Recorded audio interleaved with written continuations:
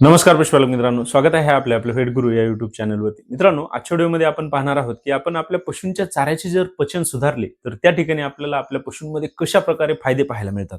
मित्रांनो, यामध्ये जे काही दोन महत्त्वाचे फायदे आहेत तर ते म्हणजे आपल्या पशूंचे आरोग्य चांगले ठेवण्यासाठी आपल्याला फायदा होतो आणि आपल्या पशूंच्या दुधाच्या उत्पादनामध्ये वाढ करण्यासाठी आपल्याला मदत होते. मग मित्रांनो, आपण आपल्या पशूंच्या आहारामध्ये त्यांना कुठल्या सप्लिमेंट्सचा त्या ठिकाणी वापर करायला पाहिजे, आपल्या पशूंमध्ये त्यांचे पचन बिघडल्यावरती आपल्याला कुठले लक्षणं पाहायला मिळतात, आपण कशा पद्धतीने आपल्या पशूंच्या आहाराचे त्या ठिकाणी व्यवस्थापन करायला पाहिजे.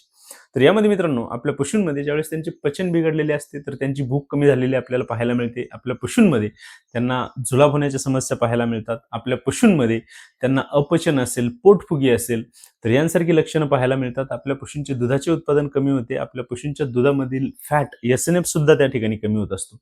मग त्या ठिकाणी मित्रांनो, आपण आपल्या पशूंच्या आहारामध्ये त्यांना जे काही सॅक्रोमायसिस सर्व्हिस यांसारखे पावडर आपल्याला मार्केटमध्ये येतात, लिव्हर टॉनिक असेल, आपल्या पशूंचे जंत निर्मूलन असेल तर यांसारख्या गोष्टी त्या ठिकाणी करणे हे महत्त्वाचे असते.